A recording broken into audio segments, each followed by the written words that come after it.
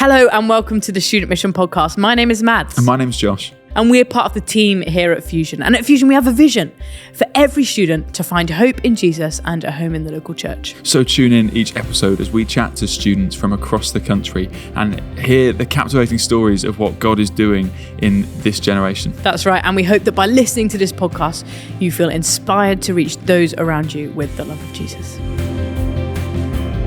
Well, welcome everyone to episode 2 of the Student Mission. Episode 2. I know, I can't believe it. And this time, we're not in a university city. No. We are in a university town. Can you believe it? Crazy. I didn't know that towns had universities, but here we are. And here we in are. a university town. We're in one. And not just any university town. Where are we?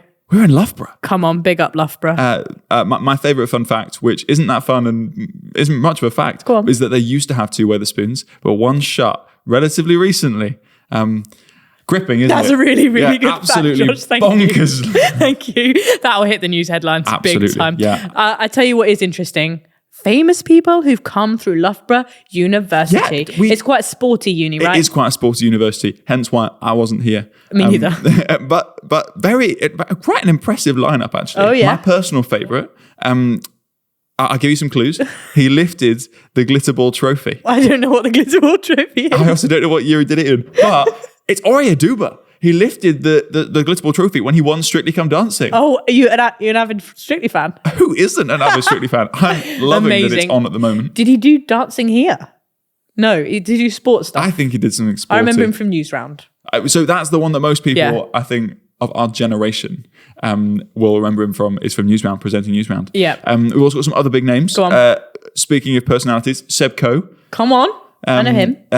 Big personality. Also had 3 world records over 41 days. In running of some variety. He loves to run. Man loves running. Nice. He's a runner. He's a track star. Yes, nice. We've also got Paula Radcliffe, another famous runner. Yeah, I kind of remember I think her. longer distance. Okay. But I think the main fun ones are, we've got 2 lionesses. Have from we Loughborough. really? You're joking. No, I'm not joking. Go on. Who are they, Josh? We've got Mary Earps. Mary Earps, England goalkeeper, basically won us the Euros in 2022, Mate, by the way. What a queen. She's retired from international football. I wish you all the best, Mary. Who else? And Jill Scott. Come on, Jill Scott also played a key role in helping us win the Euros, so big up. Mate, big up. Just think the contribution that Loughborough has made single-handedly to the pride of this nation. And do you know what? The fact we're interviewing 6 students in Loughborough today makes me feel like at least one of them will become famous, right? I mean, there's one that I've got my bets hedged on. And you guys can, as you listen along, see who you think might be the one. Yeah, okay. I think we're on the same page. Yeah. No disrespect to the rest of them. No, but one of you stands out above the others.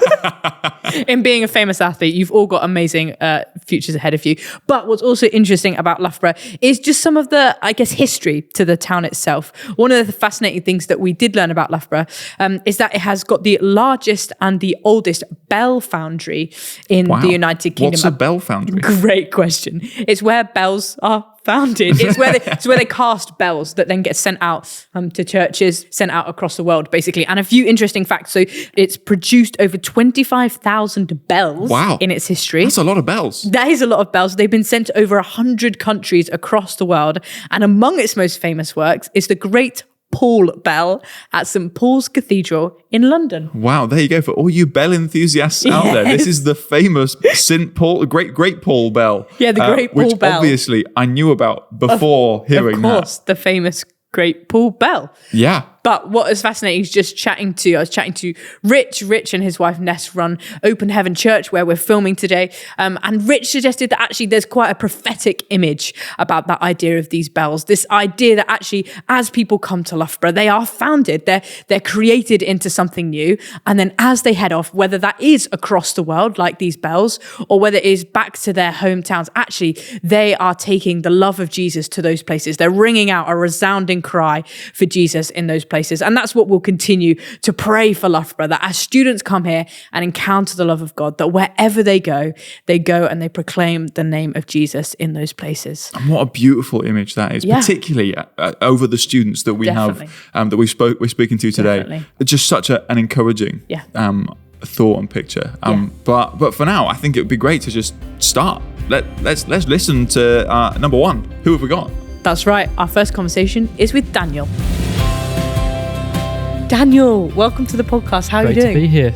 Absolutely amazing today. Really? Amazing. Yeah. Good. That's so strong. Oh, it is. What's made your day amazing so far? Had a lovely lay-in. Wow. Is that the standard? Yeah, That's what it the takes. standard. Well, it's on. like the last few days I've been up at 7 for 9 a.m. Oh, no. No 9 a.m. Come on. Tell us about yourself, Daniel. What are you studying? What are you up to? Yeah, so I'm a third year student at Loughborough. I do maths and financial management. On the home stretch out of uni, I guess, in that way. I mean, it'll be over before I know it, I'm sure. Yeah. And I'll be back home. Could you tell me, do you use a lot of Excel spreadsheets or is that not a thing? Unless I have to. Do you frown upon Excel? No, I'm fine with it, but you'll get like a period in the year where you're doing no Excel, and then a period of the year where you've got 1,600 spreadsheets open because you've got about 18 different budgets you're doing at the same time, and then you go back to no Excel. Okay, so at some points you're dreaming, eating, sleeping, dreaming Excel. Yeah. And at other points you get to put it aside. Yeah, and I'm happy when I get to put it aside. What's the dream? Do you have a dream job off the back of uni, or is that a terrible thing to ask third year? A terrible thing to ask a third year, but obviously it's grad scheme time now. Well, applying for grad scheme time. Literally anything financial. Yeah. Being from London, when I go back home, I'll be very close to, I guess, all the financial districts. So that's quite handy. So I can literally apply for any job that is in central London by most points. Cheap rent, right? Well, yeah, I'll be living at home. So It's the cheapest. way to do it. whatever my parents currently charge my older siblings. Yeah, there you go. That's I'll the be on deal. that. That's the deal. And tell us a little bit about your family, about growing up, about what it was like, I guess in particular as well, to do with faith as well. Yeah. So I've got 2 older brothers. I've got a sister in the year below. No faith background at all. My parents are happily together, but like my mum's atheist. My dad was raised in a Catholic church, but as soon as he gained independence, just went away. I never stepped foot in a church. I think I had a christening when I was younger, but it was more like it's something we're supposed to do. It's like it's traditional. It's not religious. So yeah, absolutely none. Then basically the only exposure I had to faith was my best mate in school. He was a very strong Christian.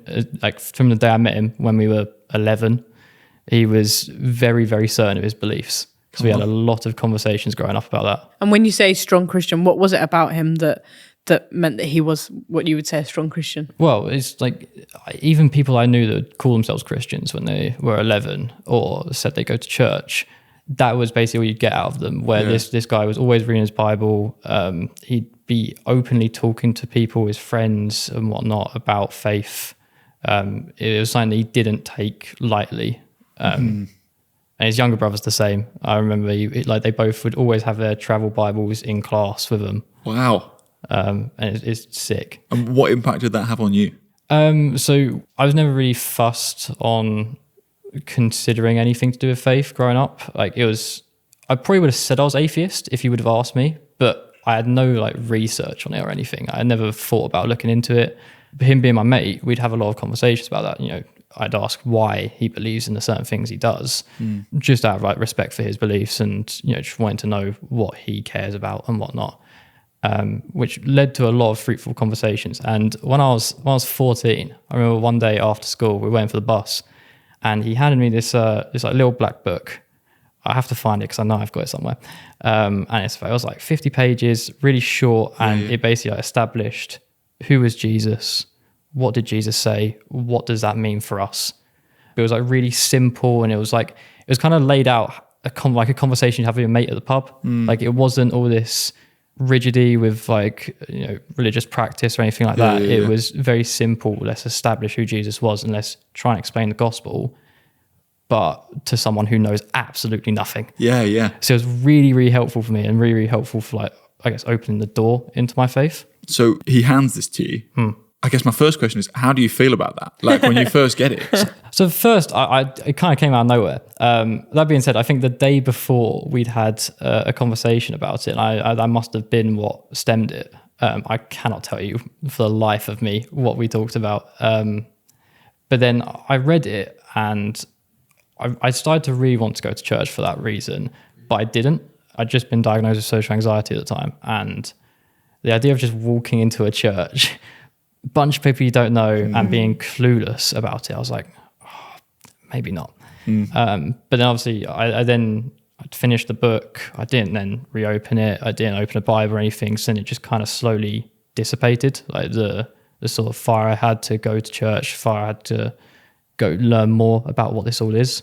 And so it just kind of faded out. What happened next? Well, there's actually something that I didn't tell you when we were talking earlier, and I only remembered last night. And basically, I think it was a couple months into year 13. Me and him were around a mate's house for like a small party, and I must have been really, really drunk. It was probably like 2 a.m. in this random person's kitchen, and I remember we got onto the topic of faith, and I know for certainty that I said when he asked if I'd try church, that I said I would in my life. Wow. But I had no like prior thinking of if I'd try church. But in that moment, I said I would. Yeah.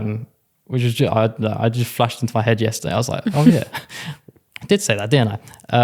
And then a couple months later, around May time, I think he got baptized. So I ended up actually in a church this time. Wow. And yeah, I went through the service. I think it was John 2 was the talk. And I remember just leaving the place going, this wasn't just me celebrating my mate. I may have actually found something here. No way. Then put it on the back burner again because because A levels are coming up in like a week or two. And I was like, I should probably revise. Yeah. Did all that. Then spent a summer kind of delaying it, I guess, because I didn't want to. But then A-level results came out. Some local guys, we went down to the pub, have a celebrate and all that we passed and be happy. And one of my mates, I went to school with him. He was there, and it's a different bloke, and he was a Christian. And we ended up having a lot of deep chats that day, like a lot. And one of the things while we were walking home, I basically said what happened at the baptism. And he then got me invited to 2 more baptisms over the summer. No way. Nice. Sounds like a good person to know. Yeah. I didn't know they were going on. So, and then I went to those, and he basically went, "You still kind of sure on this? Is that still something you want to carry on doing?" And I was like, "Yeah, this is something I actually want to explore myself." And at this point, I had my Loughborough placement.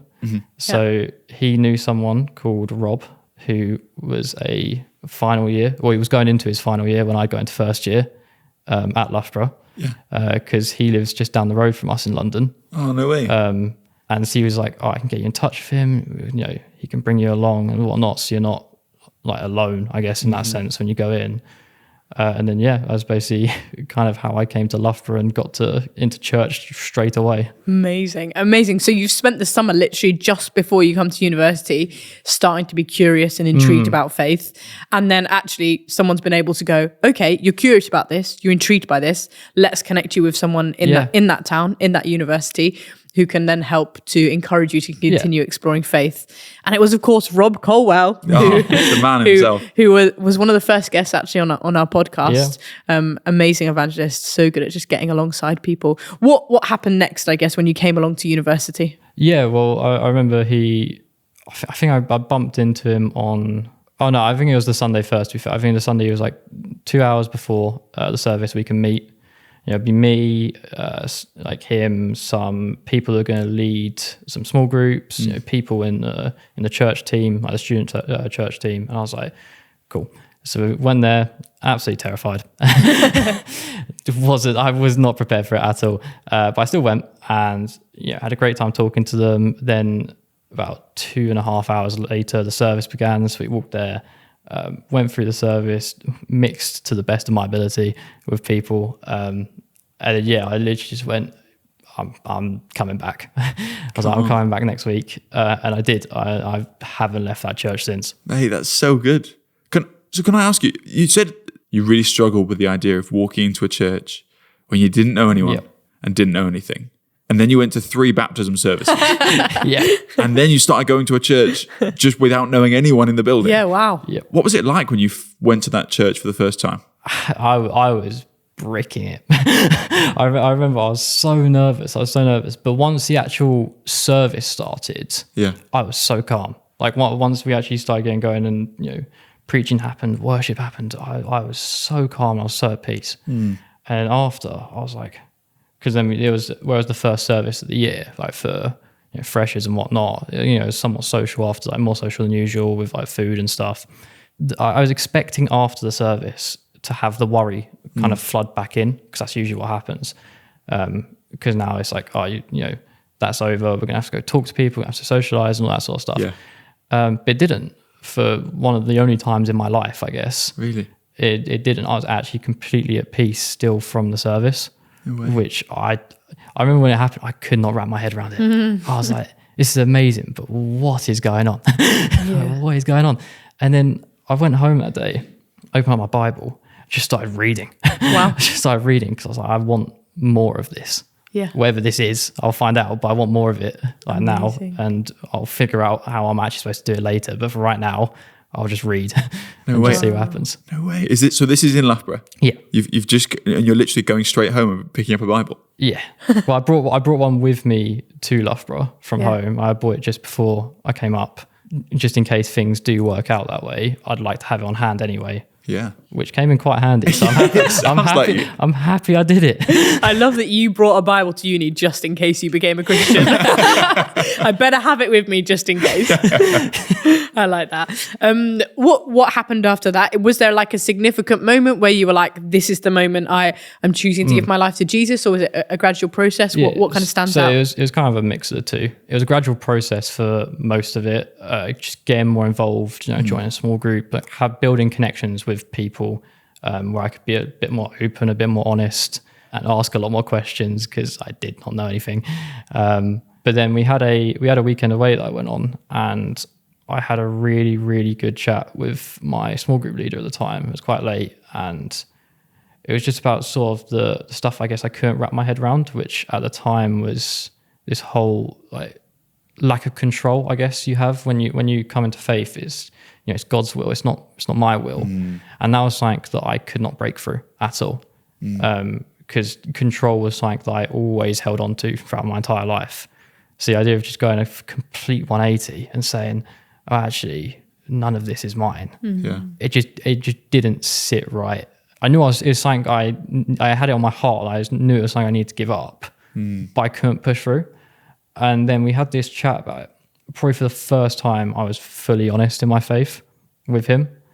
And after we had that talk, I remember just sat there and I was left in the room alone, and there's just this cross at the front. And I just kneeled in front of it and just prayed and prayed and prayed. And I didn't like have a massive breakthrough of the control, but like I opened the door to be able to actually start going at it and like actually make progress on it. And I just felt this overwhelming peace when I was praying. And that was my kind of moment where I've like, okay, I've kind of had thing after thing happen here. When do I call it and say, well, this has to be it. So then after that, I was like, yeah, this is my life going forward. This is something that I'm not turning my back on no matter what happens. And then a couple months after that, I got baptized. Come on. way. Amazing. That's awesome. Did anyone come to your baptism service? Yeah. yes. I brought my whole family. Yes, so that was nice. come on. Well, my eldest brother was in a Greek island, so not him. But everyone else, I brought my family. So that was great. Because that was something I was quite worried about first. When my parents came up to visit me in October for my birthday, and I had like on my wall, I had like this how to pray leaflet and stuff that the church had given out and stuff. But I completely forgot that I hadn't told them yet. So they came in and they saw that on my wall. No way. And I just kind of went, oh yeah. I completely forgot that I just haven't messaged you about it at all. Wow. So we had that conversation, which went down really well. My parents were completely loving about it and everything. No issues.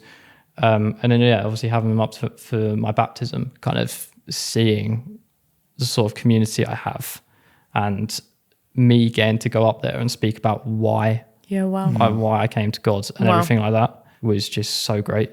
It was such a good opportunity. Very nerve-wracking, but a good opportunity. I bet. And how amazing to go from being, I guess, so terrified walking into a church building to then getting baptized and standing in front of a whole entire church sharing your story. That's amazing. It was a very nerve-wracking delivery, though. I'm not going to lie. Watching it back is painful purely because I was stuttering for it. Always like, could have done better. But It's your story. It's yeah, your I don't believe that. was like, I remember watching it back. I was like, I should watch it back because it's my story. And at first I was like, oh, if I stutter, it'll be a mess, and that'll take away from it. And I realized actually no, it's probably just going to add to it. If anything, we all have our inadequacies, and if mine's talking. But the point is, I still go up and talk about it because I believe in it. Yeah. Come on. And I was like, that is something that I will pride myself on. Yeah. Yeah. And what has changed since? So either things that you have noticed in terms of habits or things that you've kind of surrendered, but I guess also are there things that your family have noticed in you as well? Yeah. Well, I guess like any sort of habits that comes with faith, whether it's praying, scripture, all that sort of stuff. One thing I had a look at was, I remember I was reading James, and there's quite a bit about James about kindness and compassion when you don't feel like it. I know from before faith that when things didn't go my way, or if I was having a really bad day, that would show. It would be very, very evident that I was having a bad day and I'd take it out on others. But I came to know through reading the Gospels that kindness isn't being nice when everything's great, but kindness is actually having the compassion, having that unconditional love of everything's gone against me today. Everyone around me has said something nasty or something, and then still smiling and still showing that to them. It's basically just stuff like that. Like stuff that I would never have in a million years without faith even had a look at or even started to change at all. And it's because, it's not through me. It's through God, and it's through having that sort of connection, that relationship, and praying about it, and having those people that you ask to pray for you when things are put on your heart that you need to develop and change. Amazing. And I guess there will be students listening who connect with your story in terms of the part around social anxiety. So there may be students who have grown up in a Christian home, they've come to university, maybe even this September, and they've found it really, really hard to come along to church because of social anxiety, or even students who have never explored faith before. They're really intrigued like you were, but that's what's preventing them from coming. What would you say to them? How would you encourage them? What advice would you give them? Well, this is also coming from a person that didn't go for the first few times because of it. So I'm not going to sit there and say, oh, the first time you hear about it, the first time you feel like you should go, you go now. It is something that I do take with a pinch of salt. It does take some time and adjustment, and it is difficult, but at some point you do just have to, if you're really, really curious, just break out of that and actually just take it and go. Even if you just go to a church service, you can go to the back of a church and not be seen, not talk to anyone, leave in and out, if you're there purely because you are curious and you want to hear about the gospel. The community part is important to us as believers, because it helps us in our faith. But if you're coming there just to find faith, that part can be done just through scripture, and that can be done through your own Bible reading, through listening to others preach, whether that's online, if you're actually that nervous of like, I really can't do this, I really can't go in person, then churches live stream, there'll be stuff on YouTube and whatnot, where you can listen to preachers, you can listen to sermons, and then build up the courage. Ideally, if you do have any Christian friends, then asking to go along with them and saying, hey, I'm really thinking about faith, could you kind of be with me and go to a service, so that I go with someone. Those are, I guess, the main points. That's really helpful. And I guess, like, if we're thinking about church as like a big stepping stone on the way to Jesus, it's really helpful to think there are so many smaller stepping stones that we perhaps might not think about. We might be slightly paralyzed by the idea of going to church, and I'm not sure I can make that jump, but actually I could take that first small step. I could get a Bible. I could chat to a friend. There's so many different options. That's really helpful that you're able to break that down. Yeah, amazing. And I'm just intrigued, just as we come into land, what has discipleship looked like for you? So who's got alongside you, and what has that looked like in helping you to grow in your faith? So like first year, my small group was massive for me. Just being able to like delve into the Bible deeply every week and say like, this is all the stuff that we're going to look in today, and all these topics, and kind of having that. And then from that, I built these connections with these people, and I'd meet regularly with some of them. ended up having discipleship with one of my small group leaders, like proper discipleship, and being able to be open with them and say like, yeah, I've got this question. Where am I looking in the Bible? Where am I looking here? I've got this situation going on. What advice would you give me in terms of how I go about dealing with that? How do I change? How do I begin to even pray about that? That was especially a thing at the start. I remember going off to some people and going like, yeah, but what actually is prayer? Like, what even is it? Like, how do I begin with that?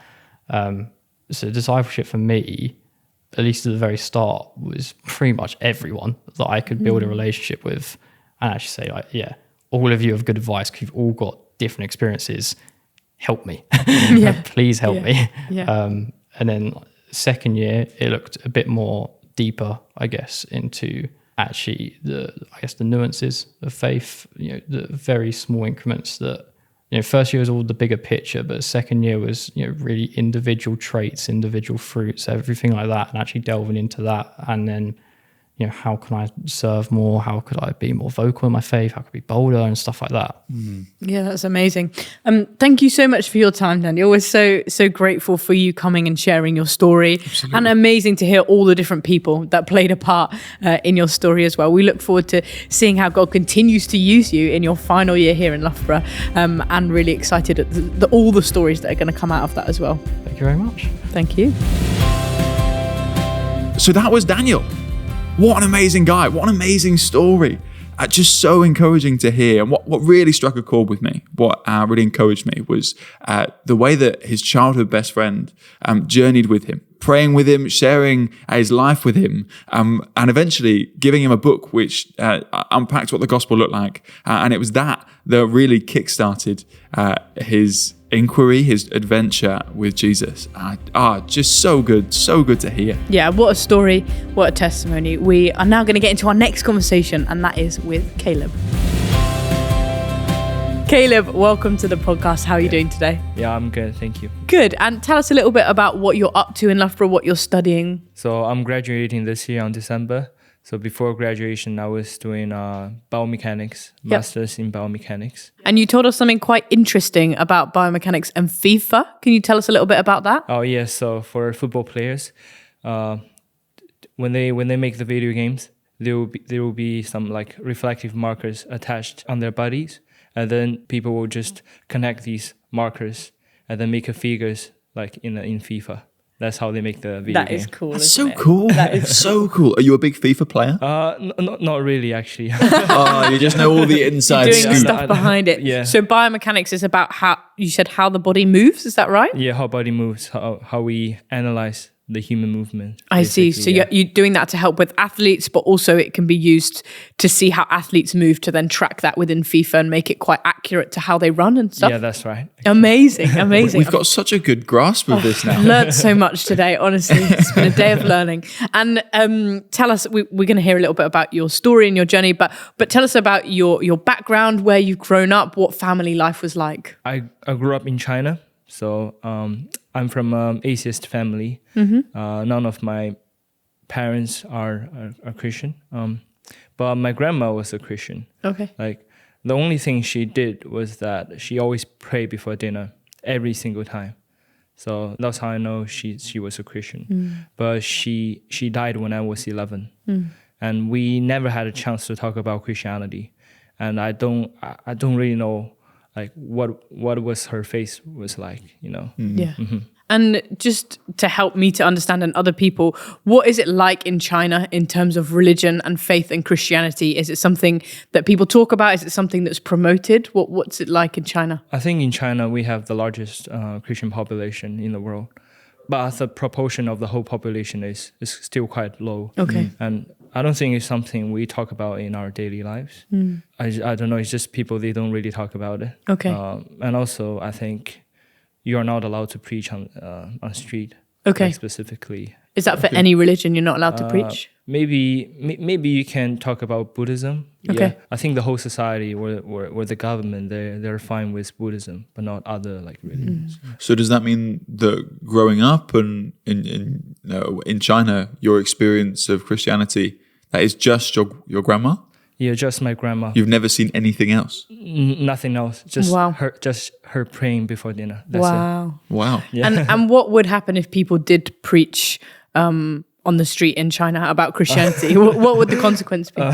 I'm not sure actually. There will be a consequence. Yeah, there would be a There consequence. will be a Wow. consequence. Yeah. Wow. So then you come to England Yeah. to study at Loughborough, Yeah. and suddenly people are talking about this thing called Christianity. What was that like for you? Yeah. I feel like there's like much more freedom here to talk about Christianity, compared to in China, obviously, and also I think this here is greater environment to learn Christianity, to read the Bible in the UK as well. Yeah. And did your parents have any kind of religion or faith whatsoever? No, I don't think they have any religious faith. My dad is an atheist, Yeah. but I would say my mom is like, she's more like agnostic. Okay. Yeah, because I think she believes in God, but she just doesn't know who God is. Like she literally tried every single way to worship God. So for example, my mom sometimes pray before Buddha, even though she's not a Buddhist. Okay. Yeah. Okay. She wear a necklace that she told me that it can keep her safe. Okay. Yeah. Okay. She also like to burn the stick. Yeah. Yeah, raw the stick. incense. Yeah. So maybe every time during maybe Chinese New Year, she'll burn the stick and she would just tell me, it would just keep you safe. Yeah. Covering all the bases. So Yeah. she's thorough, knows to make sure of everything. Yeah. Yeah. So quite spiritual, but not really sure which one. Yeah, not Just really trying sure all which of them. one. Yeah. Yeah. And then so you've come to England. You obviously know Jesus now. You're Yeah, Christian yeah, now. yeah. What happened? Where did that story start of you exploring faith? I think it was during my first year. I think CU, they are advertising for their Globe Cafe. So one of my friend heard about it, and he brought me there, and that's how I knew about Christianity actually. So what's Globe Cafe? So it's an event organized by Christian Union. So every week on Monday there will be a cultural night. So people from different countries, they will present their countries. Yeah, they'll do like a PowerPoint telling about their country, and maybe we will have games later after the presentation, and snacks as well. Nice. How does that relate to faith? That doesn't relate to faith, but at the end of the event, so someone from the Christian Union said, this event is organized by Christian Union. There will be loads of other events during the week that's about Christianity. If you want to explore more, just feel free to join one of them.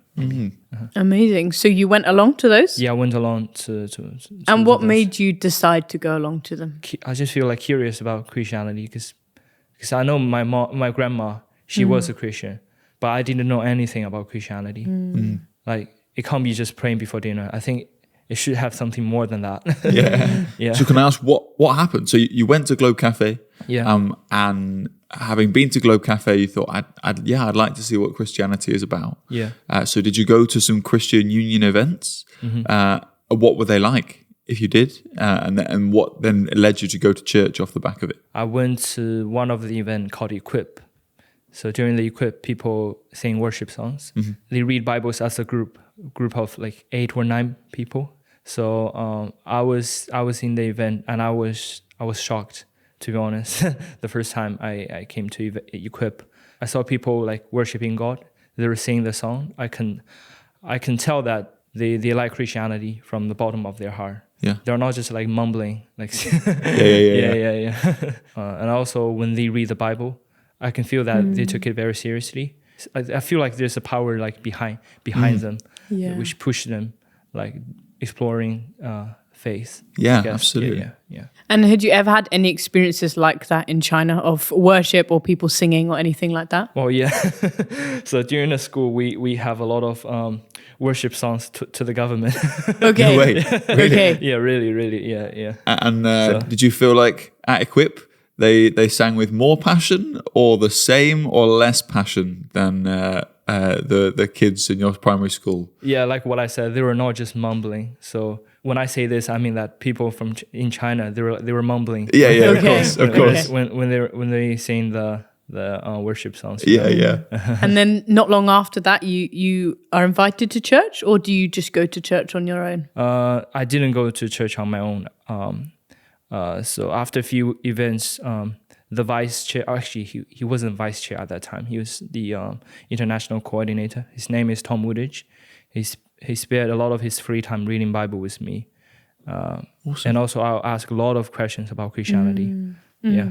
What are some of the biggest questions that you had at the time? Can you remember? So for example, why Jesus died for us? If he is a God, why? Well, he could just escape from the crucifixion, right? Yeah. Yeah. Okay. Stuff like that. And also, what else? Why Jesus? Why Father raised Jesus from the dead to alive? Yeah. Okay. Yeah, what does resurrection mean for us, actually? Yeah. And what difference did it make having someone get alongside you and disciple you and help you to grow in your faith through reading the Bible? It's very different compared to when you read alone, especially if you start from Genesis, like you don't know what was going on. Yeah. Yeah, it's like fairy tale for me at first. Yeah.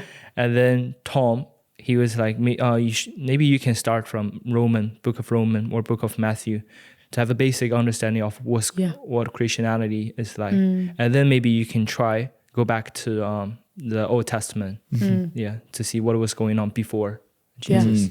That makes a lot of sense. So you're on this journey, you've been to the Globe Cafe, you've been to church. Yep. Tom's then meeting you to read the Bible. Is there a specific moment that you remember where you're like, actually, yes, from now, I'm choosing to commit my life fully to Jesus, or I'm choosing to call myself a Christian? I don't think there was a specific point that I became a Christian. I feel like this is like a long process. Yes. Like a lot of things going on. Yeah. So, for example, going to church, reading Bible with people from Christian Union. Yeah, it's just all of them. They just build up to the decision, I think. Yeah. And what changed when you said, "Yeah, I want to be a Christian," and you started to read the Bible more and go to church? What impact did that have on you as you spent more time with Jesus? It has a large impact on myself. The impact was quite slow, actually, because at first when I became Christian, I did read a lot of Bibles, but I still didn't feel like I have a big change. Like I still have like I still enjoy my old lifestyle, to be honest. Actually, when I made the decision, I just feel like funny when I made the decision. I felt like this is something it's a cool thing to be a Christian, but I didn't fully know the meaning behind it. Okay. Yeah. Even though I started reading more books, more book of Bibles, and then going to church. Yeah. I became like, I understand more about Christianity. Like, what do you mean to actually become a Christian? Yeah. And what are some of the biggest changes you've seen in yourself since knowing Jesus? Like, you know what it's like to live without Jesus. So what difference does it make you now knowing Jesus? Oh, yeah. So before, I felt like I cared a lot of things, to be honest. I care about getting a good grades. I care about pleasing my parents. I care about like become outstanding among my friends. I also care about making money. So every day I had a very stressful life before becoming a Christian. Like I feel like when I wake up, I have to do this, I have to do that. So they're very, very overwhelming. So after I became a Christian, I realized that I should feel like grateful, because God has provided everything for us. Like His grace is sufficient for us, and He has prepared a place in heaven. Like, why should we worry about today or in the future? That's great. And how has your family reacted? How have they responded to you becoming a Christian? What do they think about it? What do they feel about it? I think my parents were okay when I told them that I became a Christian. My dad, especially my dad was very chill. I remember he didn't say anything. But my mom was a little bit worried in the beginning, I think. She's worried that I might like spend a lot of time doing this rather than studying, the things that she cares about. Yeah. She's also very worried about people from the church. What if there are like bad guys in the church? Bring you to somewhere and you couldn't find your parents. Okay. Yeah. Okay. However, then my friend, I'm not sure if you guys know Tim, the the person ran the International Friday. So basically, organization for international students. He referred me to one of the church in Shanghai. So I live in Shanghai. Okay, great. So I went to the church in Shanghai when I went back home, and then I brought my mom to the church there. Wow. And then my mom, like, she was fine after that because she saw like what was going on. Yeah, in okay. the church. She came and experienced it. Yeah. And how did it feel going back to Shanghai as a Christian? Did it feel different? Did it feel more difficult to be a Christian in Shanghai than in England? I think it depends. If I'm in the church, like, it will be safe whenever in UK or in China. Both churches are safe.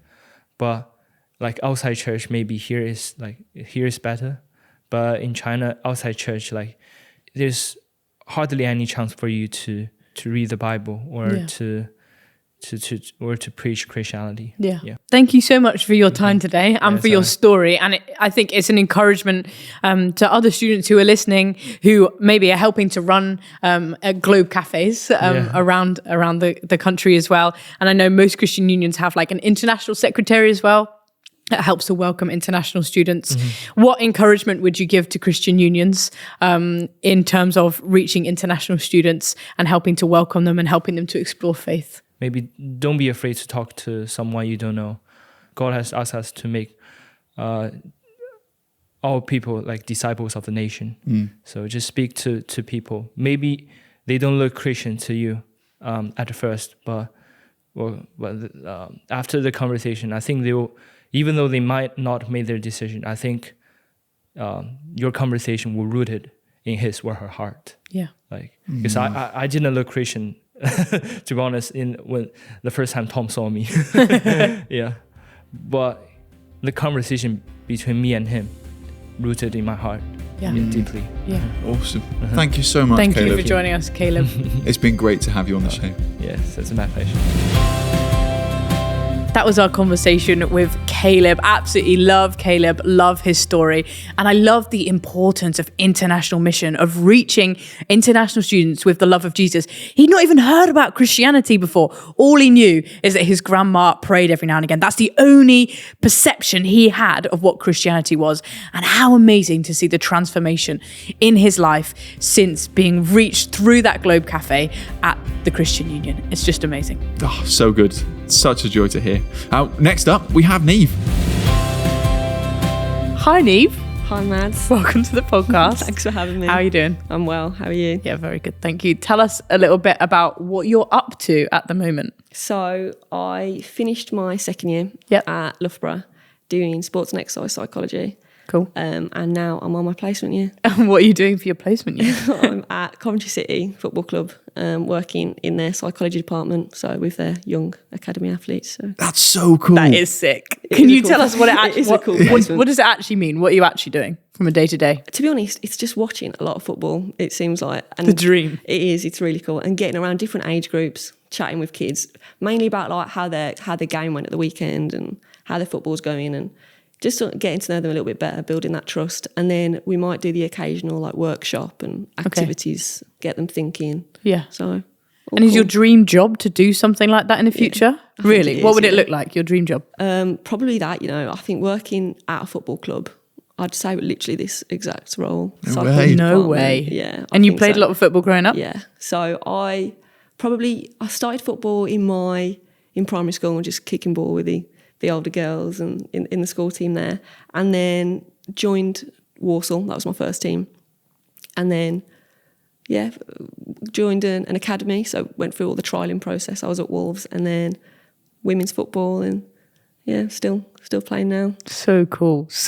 Absolute dream. That's incredible. Yeah, I am quite a fan of a placement, to be fair. I'm quite happy with it. Good. I'm glad you're joining. Is it likely that at the end of this placement, is there a possibility that you could get a job? I hope so. It's just whether I impress, isn't it? If you're watching, she wants a job, guys.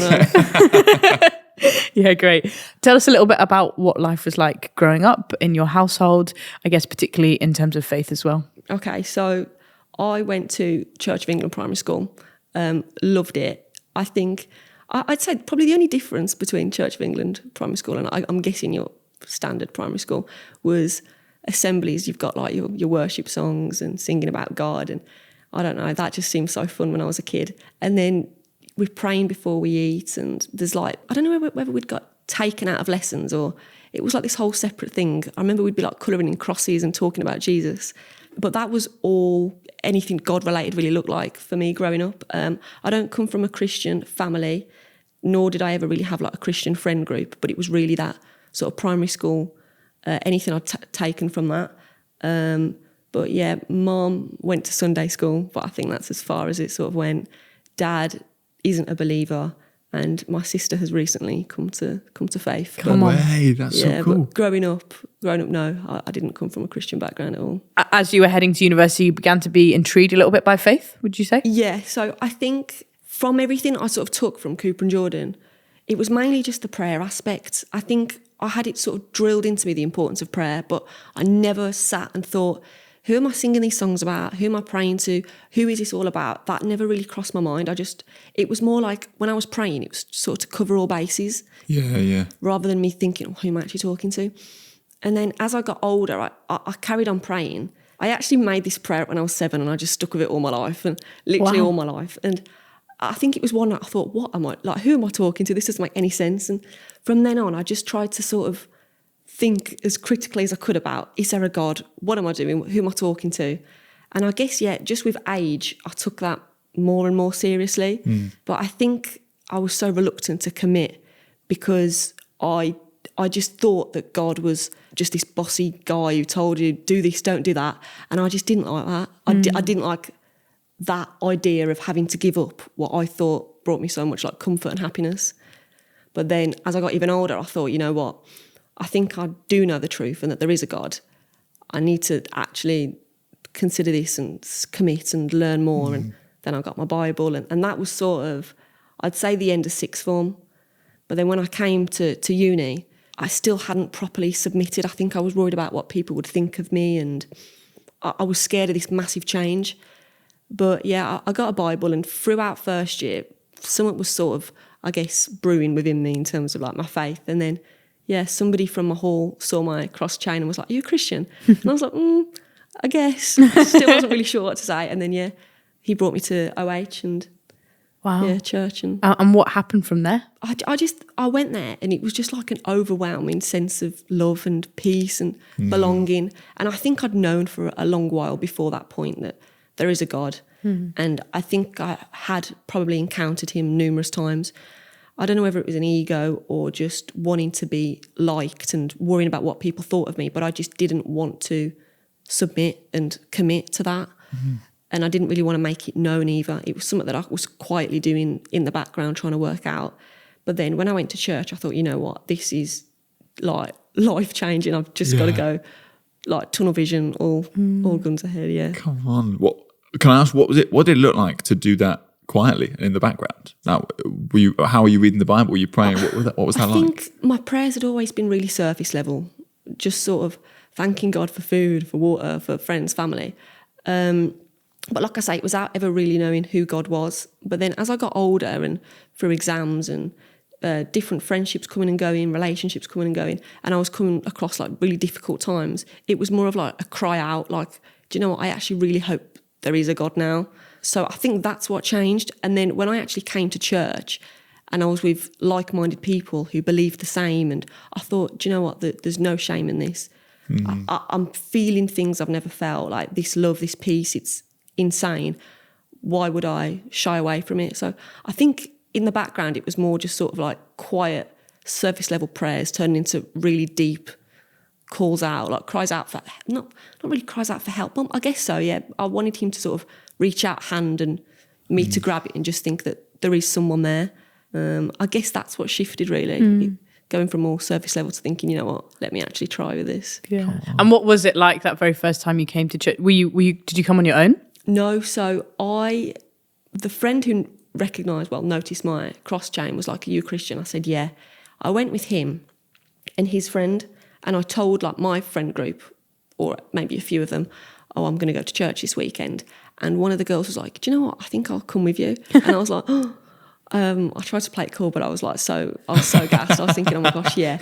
I would have been fine probably going to church by myself. I don't really have much issue going to new places by myself. But the fact that she was so open to it and that she wanted to come, I thought, oh my gosh, this is brilliant. And she's came ever since. Amazing. She comes and she does really enjoy it. So she'd not had a background around faith, or? I think she does. Her dad's Muslim, her mum's Catholic. Okay. So she's been brought up around religion and people practicing their faith, I suppose. So she's also really open-minded, like generally. So I guess it didn't shock me that she showed interest in it, but it shocked me that straight off the bat she was like, I'll come with you. Yeah.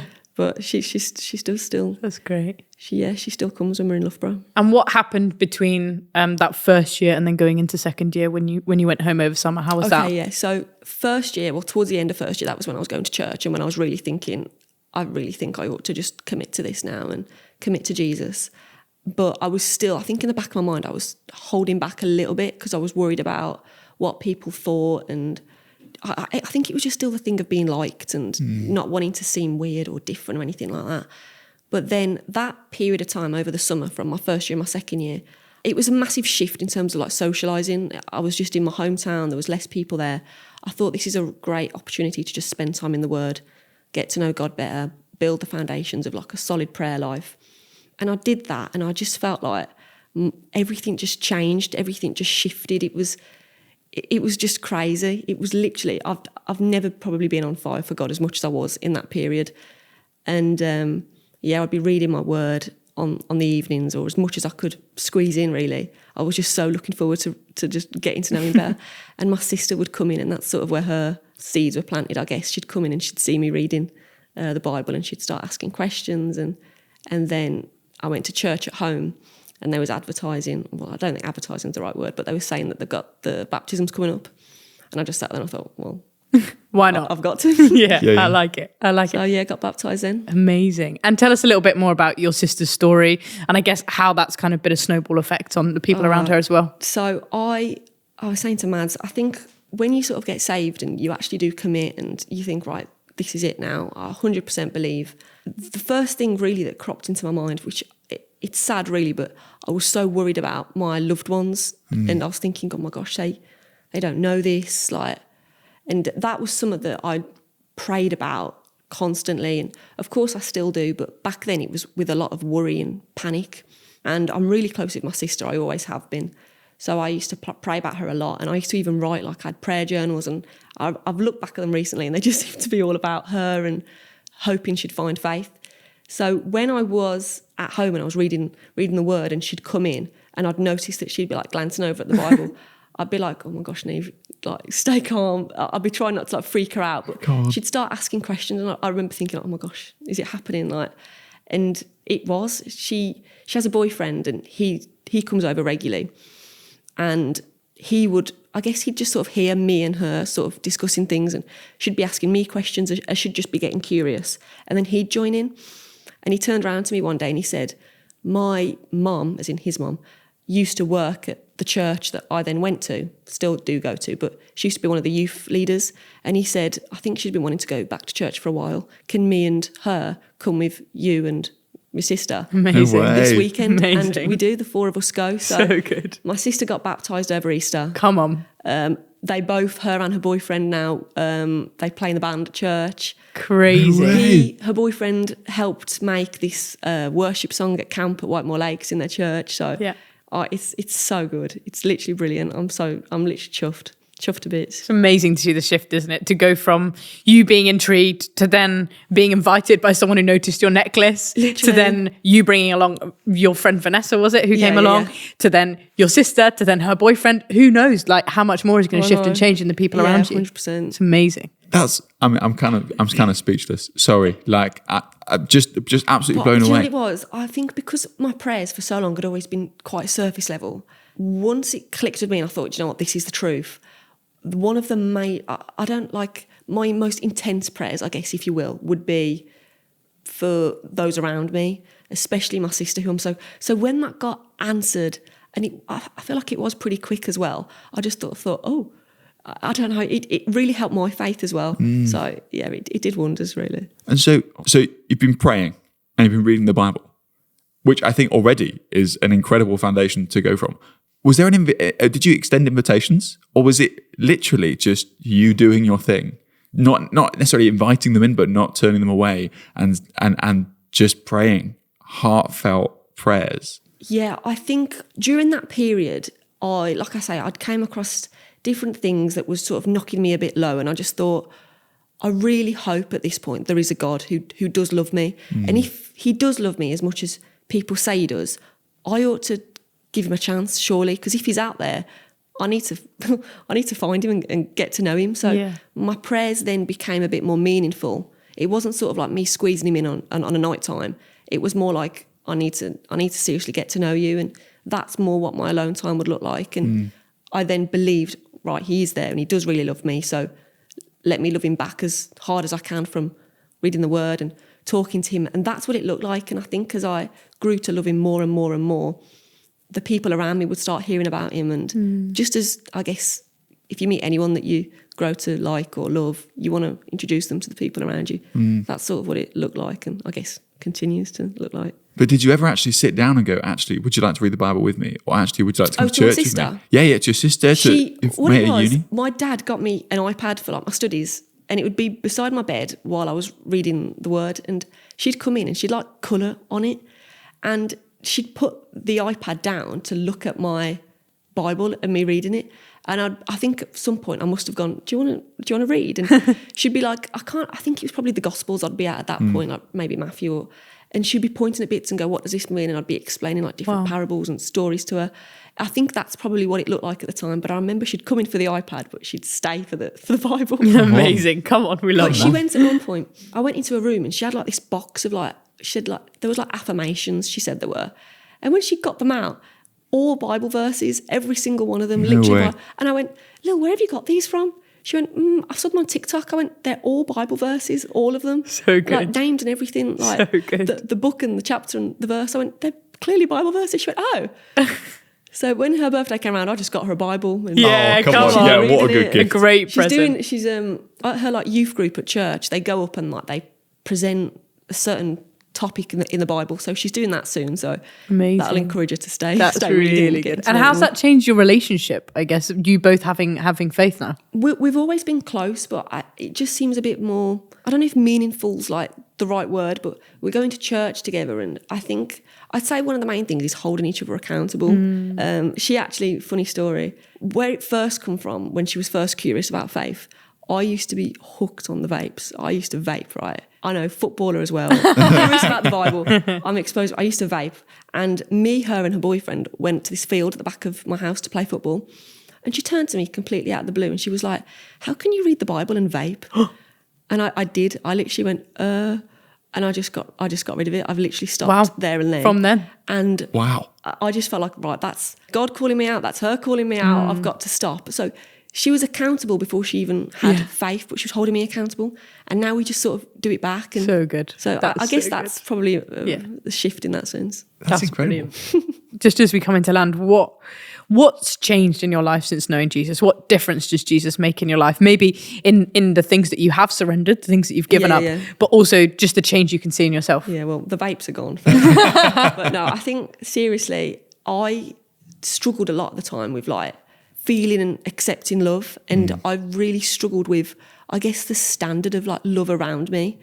It's not that, I guess, love wasn't there from different people's relationships and stuff, but I remember like, through school, kids can be nasty and I'd hear things and I'd just be thinking, people are so like unkind, so nasty, and there's got to be more to life than this. And I think that's something I've always battled with, and some of my lows came from that. And when I gave my life to Christ and I experienced that love, it was like, right, this is it. This is the love that I always thought, well, it made no sense that this isn't here before knowing Christ. But now that I've experienced that, I think, right, it is here. It's been there all along. It just all seemed to make sense. So I think when I gave my life to Christ, it was that sort of moment of, no, I wasn't crazy in thinking that there's a massive lack of love throughout and the standard of love just seems to be like on the floor. There's a person who actually is love and he wants to love you and receive you and give you that. And that turning point for me was major, because I just thought, wow, like, do you know what I mean? It was sort of that for me, that love element and the hope from that. And nothing ever seemed lonely, or that you're in things by yourself. Yeah. That companionship as well, I think that was major for me. That's great. And if there's a student listening or watching who doesn't have a faith at the moment, maybe they're a little bit curious about faith, what would your advice be to them? Just give it a go. Like, really give him a go. There's literally nothing to lose. If you think that you're at a bit of a loss, you need help, you want blessings over someone or something, you just want love, maybe as I did, you've literally got nothing to lose. I'd say reach out a hand, call out to him, and he's there waiting. So definitely just turn to him, give it a go. Amazing. Thank you so much for joining us on the podcast, Thanks Neve. for having me. We appreciate your time, and we're excited to see how it continues to snowball. Absolutely. See how many people come to know Jesus. Me too. Because you are chatting about your story and your testimony and inviting people into what God's doing. Thanks for joining us. Thank you, guys. Awesome. Thank you. Just wow. That Neve story is amazing. Just what God's been doing in her life. The sheer difference that giving your life to Jesus makes. I know it shouldn't blow me away, but it really does. Yeah. The way that her faithful prayers and faithful Bible reading, the two of them combined, the Lord used that to bring her sister to know him. Yeah. The way that when she was at uni, she was like, I want to go to church. And someone said, hey, can I come with you? Yeah. Just so cool. Yeah. So cool. What a privilege to share her story with each of you. I'm so encouraged. An absolute joy. And that brings us to the end of the first part of our trip to Loughborough for the Student Mission podcast. But stay tuned, as we have got part 2 coming soon, where we'll be chatting to 3 more students who have found Jesus since starting university in this beautiful town of Loughborough. We will see you next time. Come on. See you later. Bye.